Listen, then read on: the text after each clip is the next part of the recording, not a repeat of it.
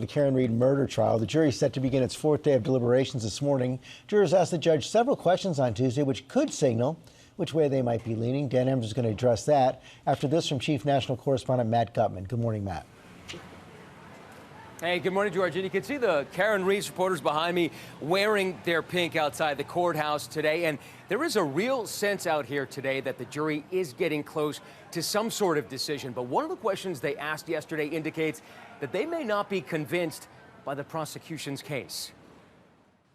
This morning, hundreds of Karen Reed supporters thronging that Massachusetts courthouse, anxious for a verdict. Karen, what about from you? Any reaction to what happened today? In the afternoon, the jury signaling to Judge Beverly Cannone that they were confused about the jury form. If we find not guilty on 2 charges but can't agree on 1 charge, is it a hung jury on all 3 charges or just 1 charge? To me, it's a theoretical question, and we don't answer theoretical questions. Karen Reed's defense pleading for the judge to simplify the form. Because if that question remains in their minds, we're going to end up in the exact same position that we were in last year. That jury almost exactly a year ago was hopelessly deadlocked. Eventually, a mistrial was declared. This is what it looks like when you bring false charges against an innocent person. This time around, the judge not budging. This is not a question I can answer. Ronald Estanislao was a member of that jury during Reed's first trial and says he's watching history repeat itself. I honestly think it's going to be the same exact outcome. That on 2 charges, it's going to be not guilty, and on 1 charge, it's going to be essentially a mistrial. He told me back in April that the jury he was on was also uncertain about the jury instructions. What was the understanding in the jury room about having to be unanimous? Our understanding as a group was it has to be unanimous on all 3 counts. Reed, who claims she's innocent and never hit O'Keefe with her car, is facing 3 charges. Second-degree murder for the death of her Boston police officer boyfriend, John O'Keefe, manslaughter while operating a motor vehicle under the influence, and leaving the scene of a fatal collision. The manslaughter charge carries a series of lesser offenses, including OUI, similar to driving while intoxicated.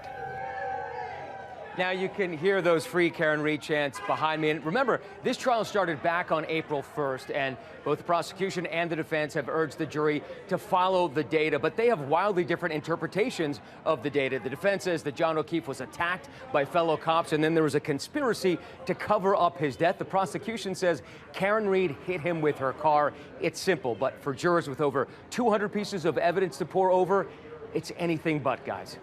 Okay, Matt, thanks very much. Let's bring in our chief legal analyst, Dan Abrams. What do those questions tell you? It tells me this is pretty good news for the defense so far, meaning if you believe that these jurors are saying not guilty on the 2 most significant charges and they're potentially hung on one of the lesser ones, we don't know this, but that's what it looks like, that would be good news for Karen Reed. And we'll have to see. It was very interesting to hear how the judge dealt with this as well. And did the judge provide enough clarification when it comes to that question about a hung jury? You know, it was kind of a close call, right? Because what the judge could have said is, as a legal matter, if you find her not guilty on the first 2, those cases go away. And then, yes, there could be a 3rd charge. What the judge is trying to do is get them to reach verdicts on all of it.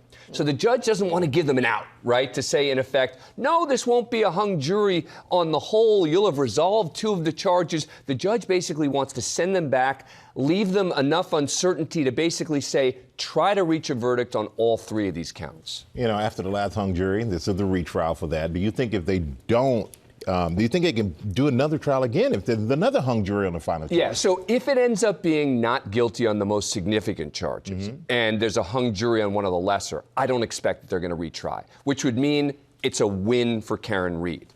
If there is a hung jury on a more significant charge, it's a closer question. But I think in the end, are they really going to try this a 3rd time if they have problems here? I don't think so, particularly if it's one of the lesser charges. I think this case is going to be over.